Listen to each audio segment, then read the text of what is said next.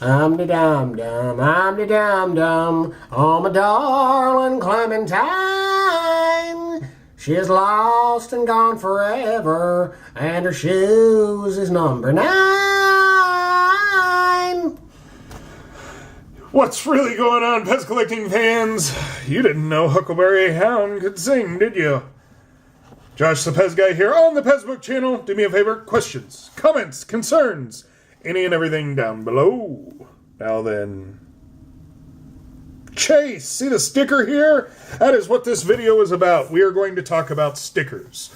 But the stickers I want to talk about are price tags that may show up on the boxes of your POP PEZ. So, I have a recommendation on how to remove them. If you ask the GameStop employee to remove it and the box is damaged, well then you aren't out. Well, maybe you're out the dispenser in a damaged box, but still, if you want to keep everything fine and you don't want to tear it up yourself, you can have them do it. Or you can find yourself a nifty device like I have found here. Not sure if you can see how it's rounded on the end. It's not at a point, but it is very flat. And so what I'm going to do is take it and slowly but surely, I'm trying to be gentle. And here we go.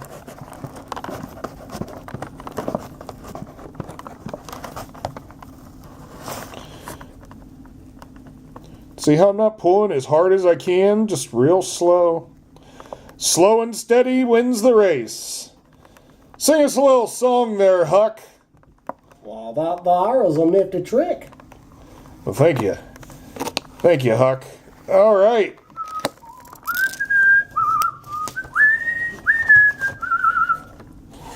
Now our Jawa isn't all covered up. Now, for this little one that's down here on the bottom, since we're here, the boxes will all have listed here the name of the particular dispenser. Now, there are a lot of these Greedos from the New York Comic Convention that are readily available out there. As you can see, this one was $6.99.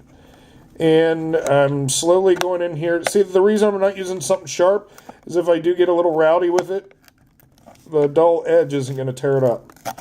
And just slowly hack away with it, peel it down with it. Ta-da! And there you go. So there's some stickers for you. And there's a chase. Thanks again, Huck. So until next time.